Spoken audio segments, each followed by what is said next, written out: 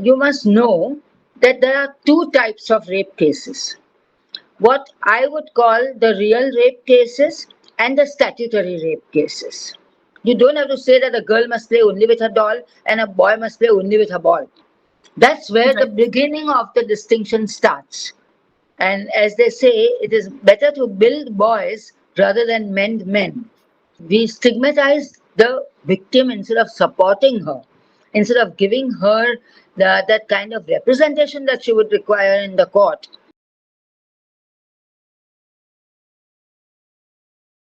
We will start with the first question. So, from your experience as a judge, how effective do you think the Indian judicial system is in handling rape cases? Are there specific areas where the system falls short, and what improvements do you suggest? Well, the justice system is as good as the people who make it. There are police, prosecutors, defense counsels, that is, both the lawyers, judges, all of them are equally responsible, not only for rape cases, but for all cases. Okay? Now, so far as rape cases are concerned, which always takes this kind of a center stage when something happens, you must know that there are two types of rape cases. What I would call the real rape cases and the statutory rape cases. Okay? Now, the statutory rape cases are where two lovers who are below a certain age, which is prescribed by law, live together, etc. This is what our society is developing into. There are young girls as young as 12 and 14 who go and live with somebody, their boyfriends, etc.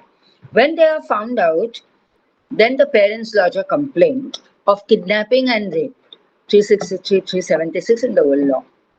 Those are the various complaints. There are just too many cases of that type. These are not the real rape cases, as I would say.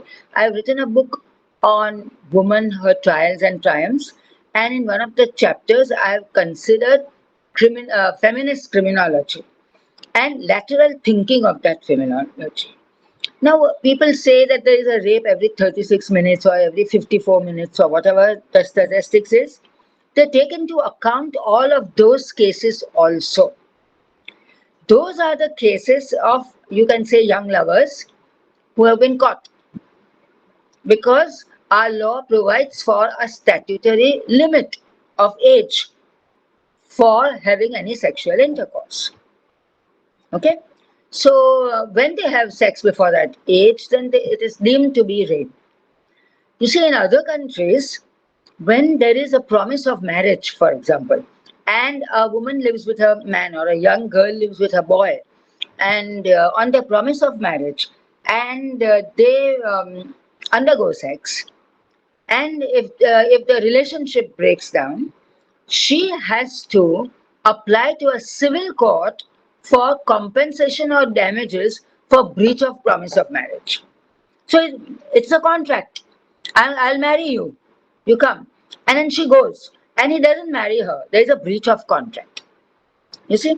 So when that happens, she may be compensated. But there is no charge of rape. And in so many Okay. countries now, if there is a difference of less than 5 years, or in some countries 3 years, then in those kind of cases, the difference between the boy and the girl in their age, then there is nothing like rape, because then you have to presume that there is consensual relationship. Okay? Now we don't have those kind of cases, so all of those cases are taken as rape cases.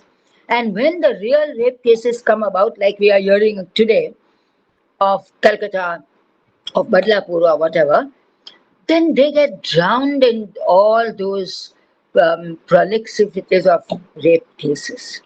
They are not taken up early because the judge can do only one matter at a time. And Right. there are so many matters. Every judge has got 2,500 matters on his board. He keeps them on various days. He gives 150 matters per day. Then how are they going to reach? Because there are so many matters. But if only those cases are taken up, or if those cases are segregated, and taken up specially by a particular court or by way of priority basis, then it would get over much sooner. That's what I have written in my book also. That but this didn't happen. We had tried to do it, and it didn't happen in the Bombay High Court also. Everything is just mixed up. Okay, so what about social attitudes toward rape and victims can That's significantly it. influence judicial outcomes? And Yeah. in your opinion, how can the judiciary ensure the personal biases and social pressures do not affect See, the fair these are trial? entirely different questions. Let's go one by one. If you're talking Okay. about the society, then yes, I'll talk about the society, that a mindset has to be developed.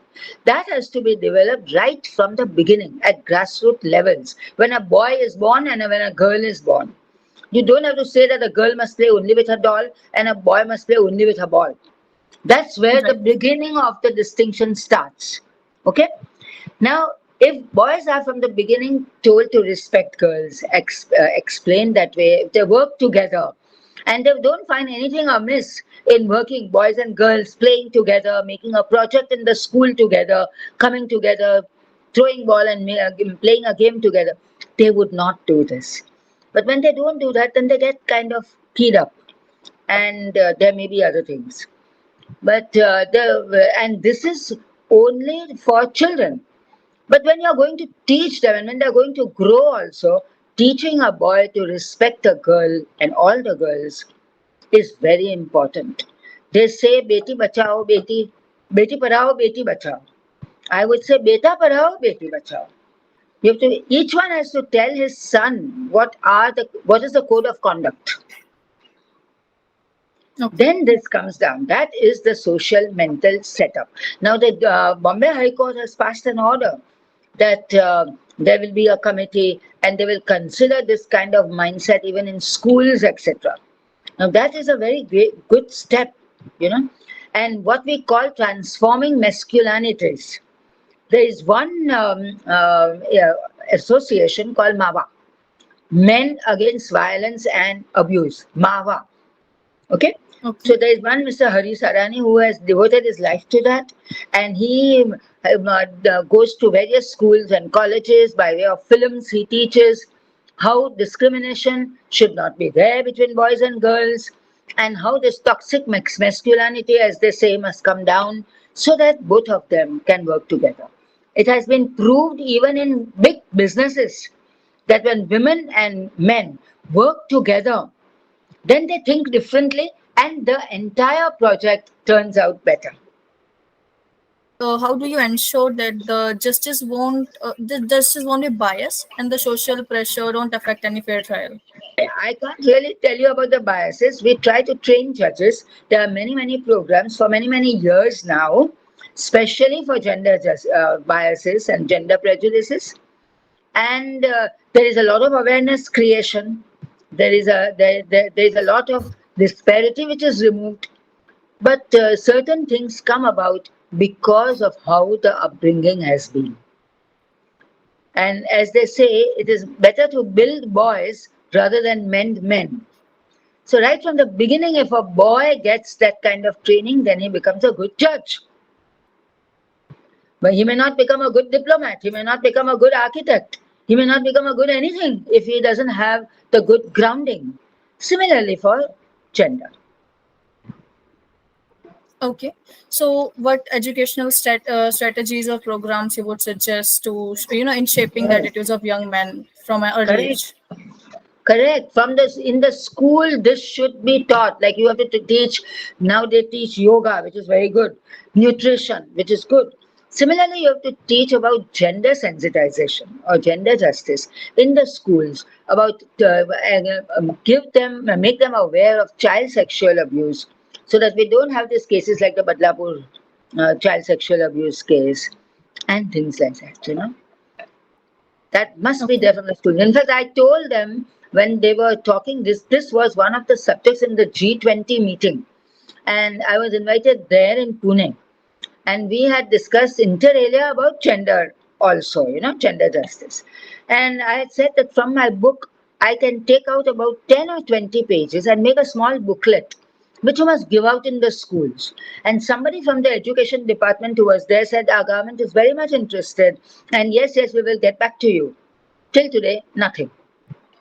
So, what do you think? What is the reason behind the unregistered cases in India? And there's a large number of unregistered cases in India, Which so especially unregistered? for rapes. File your complaint at any time, even after many months. It may be again because of this mental makeup only that we stigmatize the victim instead of supporting her, instead of giving her that kind of representation that she would require in the court. We stigmatize her. So therefore, the parents and she may be thinking we may not be able to lodge a complaint, and ultimately what will come out of the complaint? There may be a lot of threat and intimidation, like it could be in, say, Calcutta rape case. It is being investigated, so therefore we can't talk about it. But you can see it. It's another Nirbhaya. So that those kind of things do happen. That is why some of them matters. But nowadays, there's still a lot of registration does take place, as we understand. In fact, there is much more registration of those kind of statutory rape cases than there should be, because the Okay. parents want it.